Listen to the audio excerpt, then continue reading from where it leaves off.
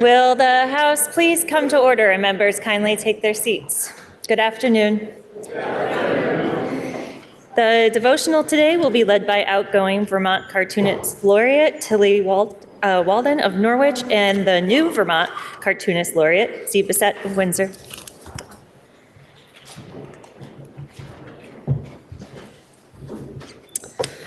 From Robert Frost, who spent 40 years in Ripton, nothing gold can stay. Nature's first green is gold, her hardest hue to hold. Her early leaf's a flower, but only so an hour. Then leaf subsides to leaf, so Eden sank to grief. So dawn goes down to day, nothing gold can stay. My reading is a British poet, Edward Thomas. The poem is Roads. To me, it's about the creative path, but we've all grown up on back roads.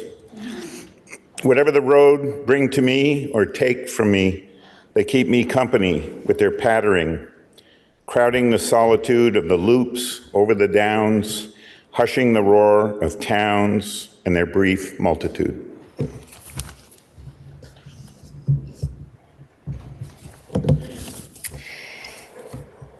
Members, our first order of business today is to welcome our newest member to the chamber, Representative David Soucy of Barrytown. Will the clerk please read the governor's letter of appointment? Dear Speaker Kowinski, I have the honor to inform you that I have appointed David Soucy of Barrytown, Vermont, to serve in the General Assembly representing House District Washington Orange. Sincerely, Philip B. Scott, Governor. Members, the member from Barrytown took his oath of office this morning and is ready to be seated. So at this time, I will ask the member from Barrytown to please proceed to the front doors of the chamber so you can be officially escorted to your seat.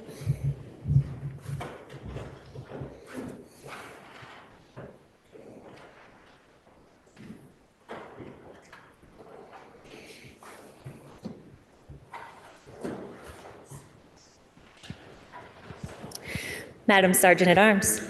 Madam Speaker, I present to you Representative David Soucy of Barrytown, representing House District Washington Orange. Will the Sergeant at Arms please escort Representative Soucy to his seat, which is seat number 5.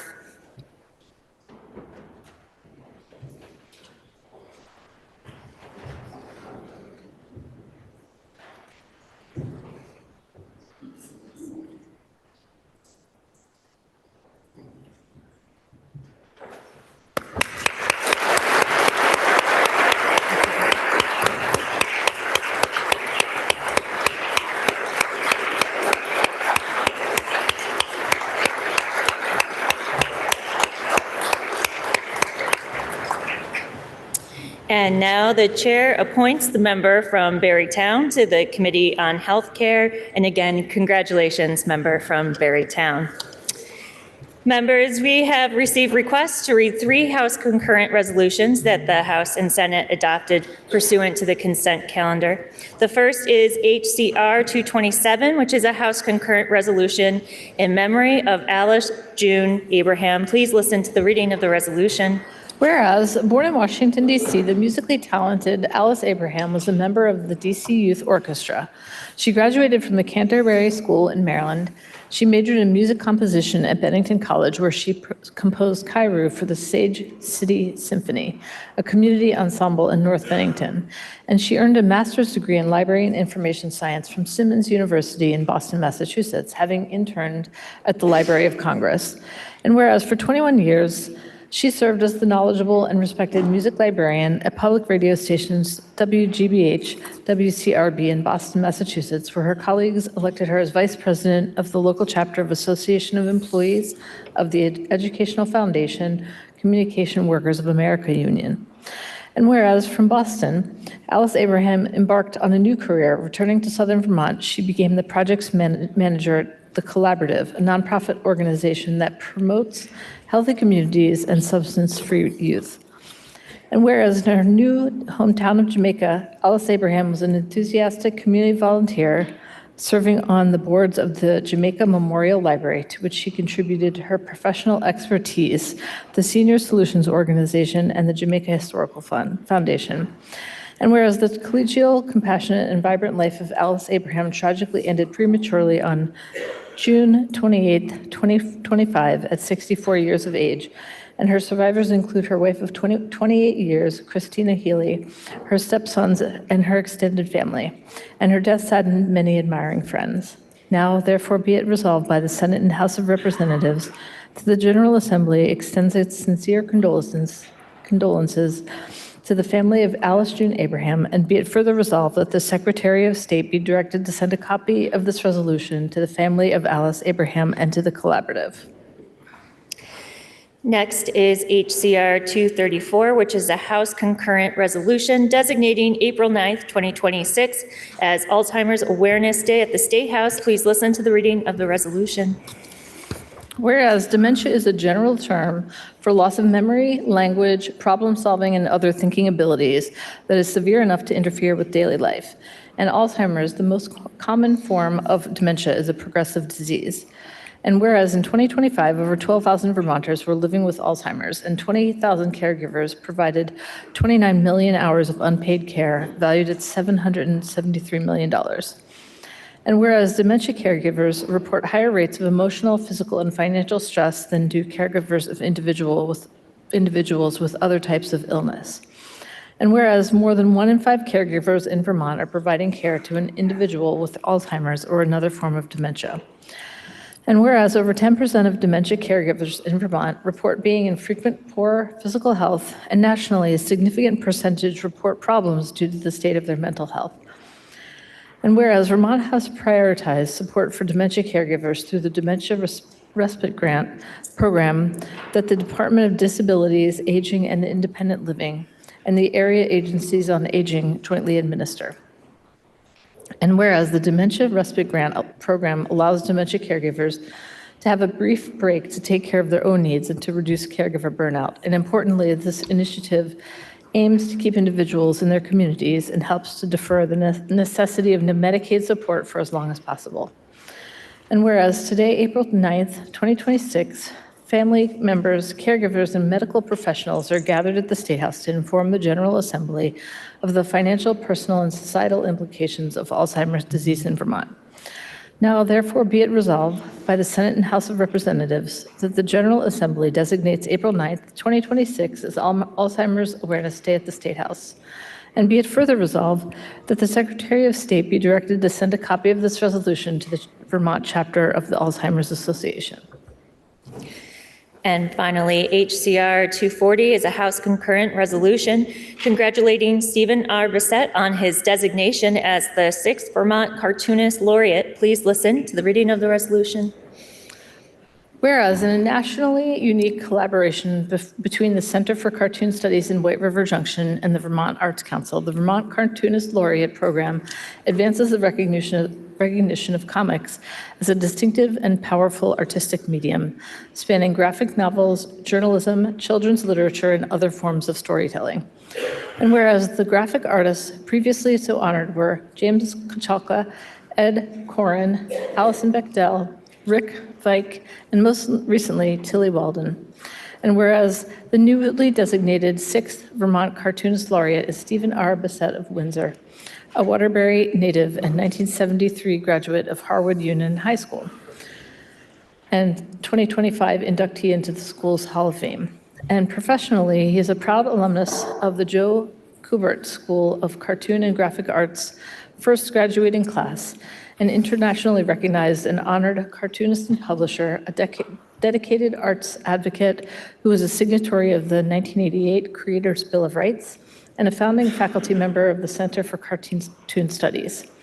And whereas in 1976, prior to enrolling at the Kubert School, Stephen R. Bissett began his comics publishing career with Abyss, with his reputation as the leading comic book artist and groundbreaking contributor to the medium's horror genre, were confirmed when he served as the co-creator and artist of Saga of the Swamp Thing, a comic series that introduced the enduring character of John Constantine. And whereas his career contributions to the comic book creation and publication have ranged from the dinosaur epic Tyrant, the adaptation of Steven Spielberg's film 1941 as a graphic novel, Teenage Mutant Ninja Turtle projects, and the co-creator and co-editor of the influential Taboo anthology.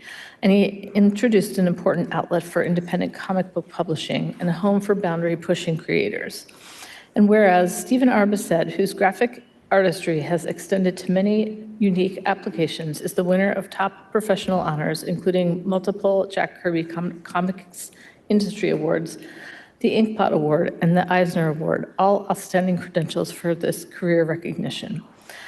Now, therefore, be it resolved by the Senate and House of Representatives that the General Assembly congratulates Stephen R. Bissett on his designation as the 6th Vermont Cartoonist Laureate, and be it further resolved that the Secretary of State be directed to send a copy of this resolution to Stephen R. Bissett, the Center for Cartoon Studies, and the Vermont Arts Council. Are there any announcements? Member from West Windsor. Thank you, Madam Speaker. Sorry. Madam Speaker, I would like to introduce to the body the characters we just heard from and about in our devotional and the last resolution.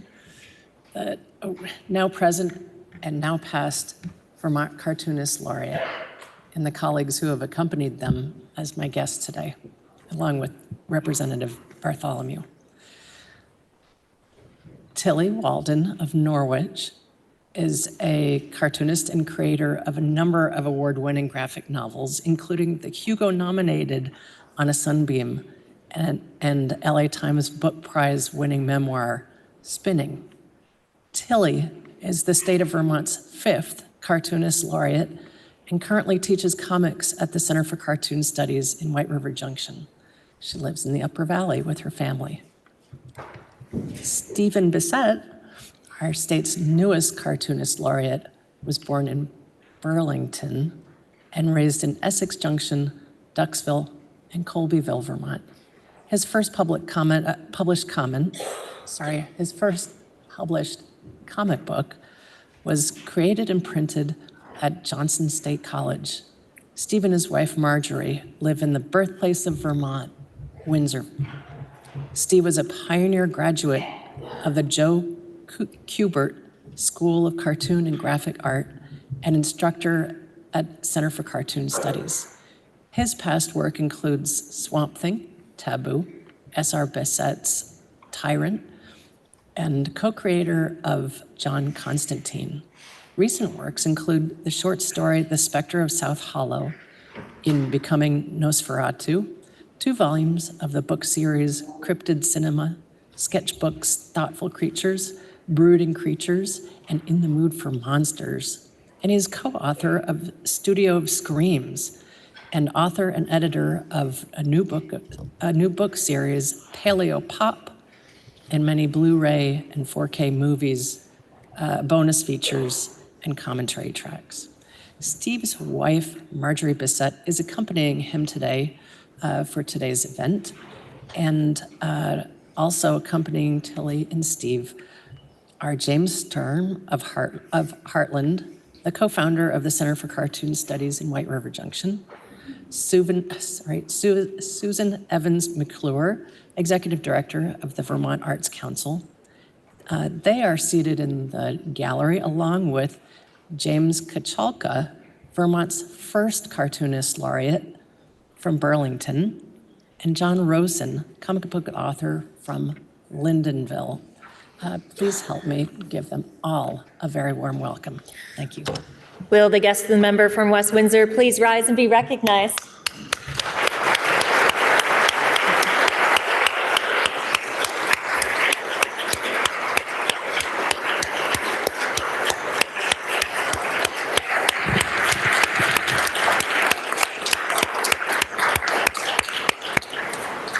Member from Burlington.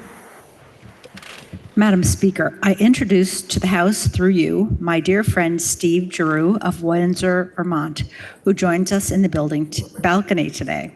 He is a Vermont treasure. He is a retired small business owner, an artist, a photographer, a skier, a hiker, a man devoted to family and to community. Vermont has so much to thank him for, and so do I. He helped me in my campaign for the House many years ago. He is a good friend. Please join me in welcoming Steve Giroux to the House chamber. Will the guest, the member from Burlington, please rise and be recognized?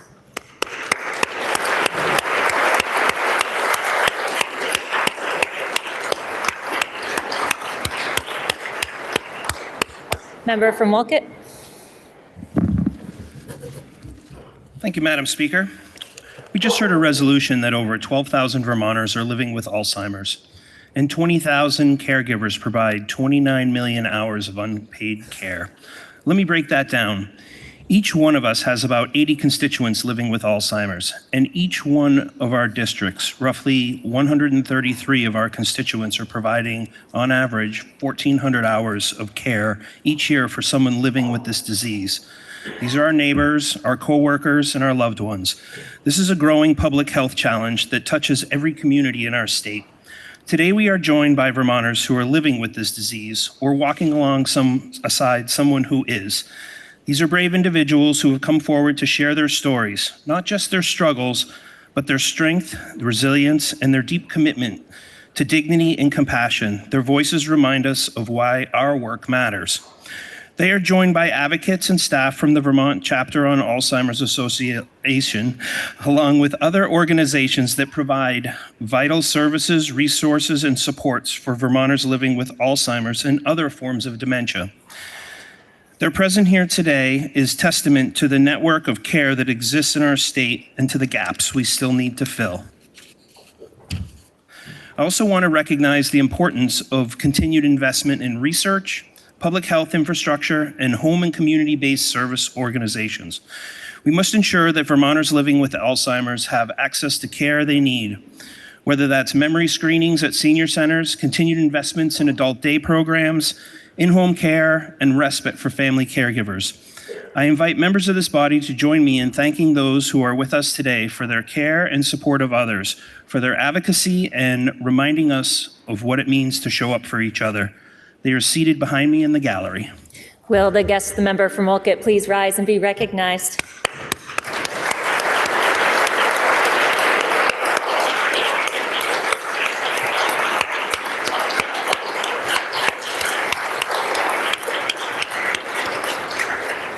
Are there any further announcements? Member from Bennington.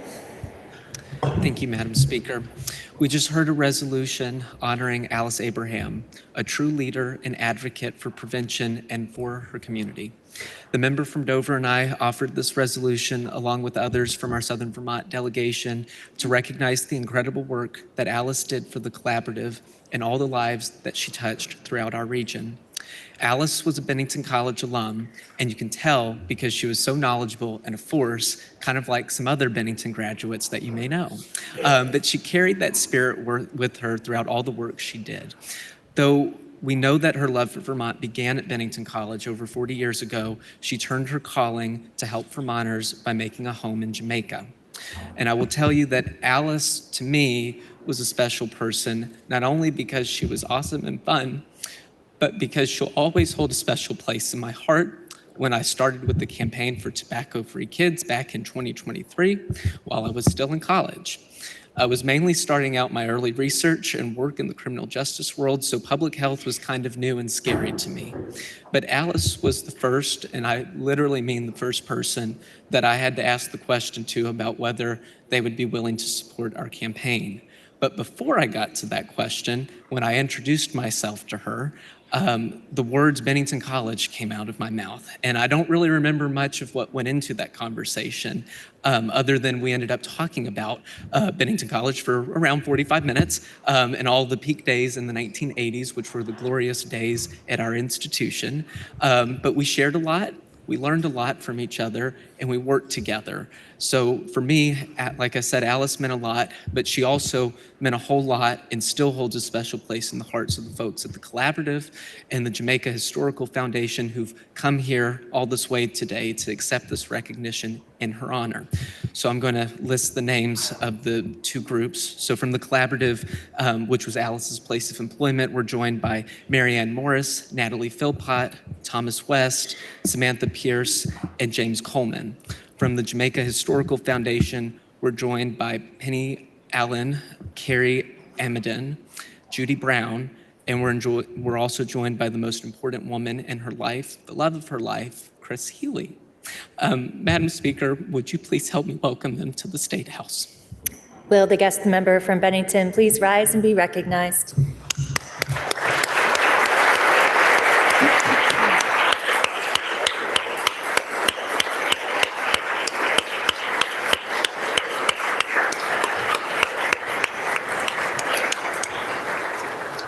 Member from Guilford. Madam Speaker, would you help me welcome, please, a longtime friend of mine who grew up in Putney, is a fellow musician. She plays the viola, but she's made her adult career in Italy. She's here visiting family and friends, and I have the pleasure of seeing her today. She's in the balcony. Will the guest of the member from Guilford please rise and be recognized?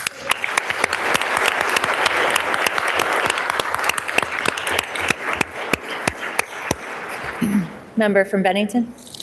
Sorry to do a second announcement, Madam Speaker, but Madam Speaker, today is Prevention Day in Vermont. I'm going to keep my cool together while I do this one. We have a wonderful group here today to advocate for better policy that will improve the public health of our state. This annual event is held every April, and it brings together prevention professionals and community partners at the State House to highlight the impact of substance misuse prevention and strengthening the commitment that we make to our communities to make them a healthy place that they can grow up. Through education, advocacy, and collaboration, Prevention Works Vermont empowers communities across the state through different local organizations and leaders.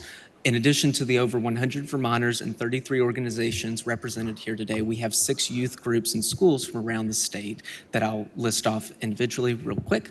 The Positive Action Team from Leland and Gray Middle High School, supported by the West River Valley Thrives Prevention Coalition. Hartford High School, supported by the Hartford Community Coalition. Edmonds Middle School Be Above Group in Burlington, supported by the Burlington Partnership for a Healthy Community. Project Altogether Now, representing Mount Mansfield Unified Union School District, and Maple Street School in Dorset, supported by the Collaborative, as well as White River Valley Middle School. I hope I did not miss anyone. Madam Speaker, would you please help me welcome these individuals and these groups to the State House? Will the guest of the member from Bennington please rise and be recognized?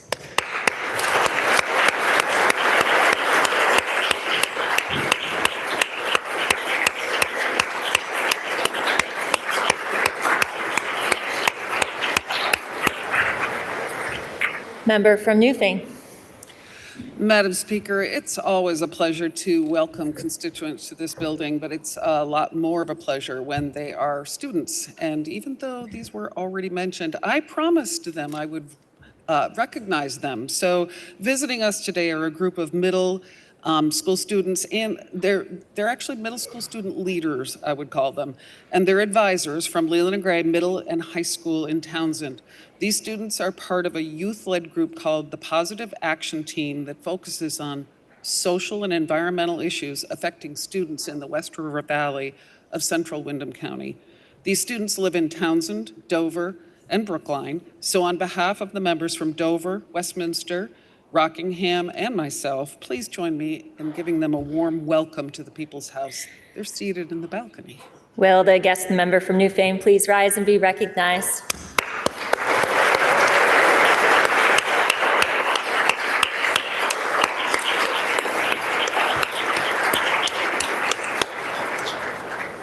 Are there any further announcements? Seeing none, orders of the day. Members, we will begin with Senate Bill 163, which is an act relating to the role of advanced practice registered nurses in hospital care. Member from Essex. Madam Speaker, I move that we delay action on S-163 for 2 legislative days.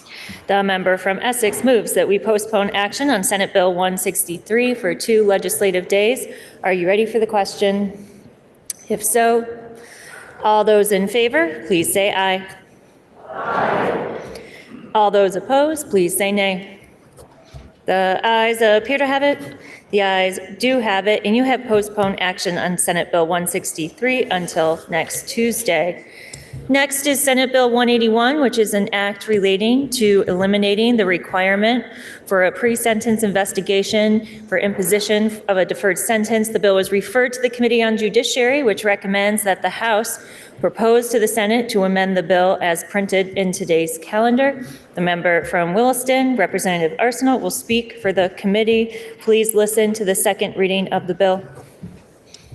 S-181, an act relating to eliminating the requirement for a pre-sentence investigation for imposition of a deferred sentence. Member from Williston. Madam Speaker, S-181, which can be found on the Judiciary Committee webpage, is an act related to deferred sentences and pre-sentence investigation reports. I won't defer my sentences about deferred sentences any further. A deferred sentence is one in which a defendant pleads guilty without sentencing and is then placed on probation. If they violate their probation, they may be sentenced on the underlying offense.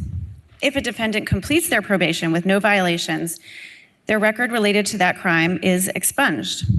It's often referred to as a high-risk, high-reward type of sentence. Current law requires that a pre-sentence investigation, or PSI, be completed by a Department of Corrections employee prior to the imposition of a deferred sentence. A pre-sentence investigation is essentially a lengthy questionnaire designed to gather information about the defendant, which is then used to inform the court's sentencing decision. Section 1 of the bill amends 13 VSA 7041, in which subsection A allows a deferred sentence for listed or non-listed crimes when there is agreement between the state and the defense. Subsection B allows a deferred sentence when there is not an agreement by the parties, but only for non-listed crimes. The bill language removes the required PSI for non-listed crimes in subsection A and B, but requires it for listed crimes in subsection A. Though it is already well within the court's jurisdiction or discretion to order a PSI in cases involving non-listed crimes, your House Judiciary Committee added the following language after the subdivision making PSI mandatory in cases involving listed crimes, and the amendment can be found on page 1733 of today's House calendar. The amendment reads simply, if the offense is not a listed crime as provided in subdivision 53017 of this title, the court may, at its discretion, order a pre-sentence investigation. This is a belts and suspenders approach to ensure that there's no question as to whether a court may order a PSI where it is not required. Additional changes in the bill are either technical or conforming changes. Madam Speaker, our committee heard testimony that the change to fewer required pre-sentence investigations will help move some cases to resolution faster than they are moving now, which will help relieve the oft-mentioned court backlog, as PSIs can take about a month to complete. The Department of State's Attorneys and Sheriffs, the Defender General's Office, and the Judiciary all expressed support for the change proposed in S-181. We took testimony from Legislative Counsel, Deputy Director of Field Services for the Department of Corrections, Legislative Policy and Records Attorney for the Department of State's Attorneys and Sheriffs, Defender General from the Defender General's Office, and the Chief Superior Judge for the Vermont Judiciary. The committee vote was 7-2, and we ask for the body's support. The question is, shall the House propose to the Senate to amend the bill as recommended by the Committee on Judiciary? Are you ready for the question? If so, all those in favor, please say aye. Aye. All those opposed, please say nay. The ayes appear to have it. The ayes do have it, and you have proposed to the Senate to amend the bill. Now the question is, shall the bill be read a third time? Are you ready for that question? If so, all those in favor, please say aye. Aye. All those opposed, please say nay. The ayes appear to have it. The ayes do have it, and third reading is ordered. Next is Senate Bill 183, which is an act relating to home improvement and land improvement fraud. The bill was referred to the Committee on Judiciary, which recommends that the bill ought to pass in concurrence. The member from South Burlington, Representative Malone, will speak for the committee. Please listen to the second reading of the bill. S-183, an act relating to home improvement and land improvement fraud. Member from South Burlington. Madam Speaker, S-183 is an act that amends Vermont's law related to home improvement and land improvement fraud. Your Judiciary Committee found favorable S-183 as passed the Senate, and the bill can be found on the legislative website. In 2003, Vermont enacted a criminal statute regarding home improvement fraud. There have been several amendments over the years, including adding a provision on land improvement fraud in the last biennium. I want to focus on one particular amendment from 2015. Under the law as amended in 2015, if a contractor fails to perform work requested by a homeowner and the contractor does not refund the homeowner's money or make a plan for completion of the work, that is a criminal violation. It ends up that we can't do that. To help explain why, I'll give you the following scenario. A contractor enters into a contract, does not complete the agreed upon work, and cannot pay a refund to the customer. Under the current statute, the contractor must complete the work or face a fine or imprisonment. In 2025, two Vermont trial court opinions found that the 2015 changes to the statute leading to such a result essentially criminalized breach of a labor contract, something that the U.S. Supreme Court has found unconstitutional. The courts concluded that laws that coerce labor by use of criminal fines or imprisonment violate the 13th Amendment's prohibition on indentured servitude. S-183 fixes this problem by reverting back to the language in the law before the 2015 amendment. While Vermont cannot criminalize breach of contract, it can criminalize fraud or deception in entering a contract. The Senate Judiciary Amendment to Title 13, Section 2029, requires that to constitute home improvement or land improvement fraud, the contractor must have intended to defraud the customer at the time the contract was entered into. The prosecution must show that the contractor knowingly enters into the contract and promises performance that the person does not intend to perform or knows will not be performed in whole or in part. Thus, the crime is the fraud, not the breach of contract. The amendment also adds language to the statute to include change orders. A change order is a formal written amendment to a construction contract that modifies the original scope, budget, or schedule. It acts as a legally binding agreement between the owner and contractor to add, delete, or alter work. With this amendment, if the original contract is changed by agreement of the parties, the contractor can be held liable under the statute if the contractor enters into the change order with an intent to defraud the customer.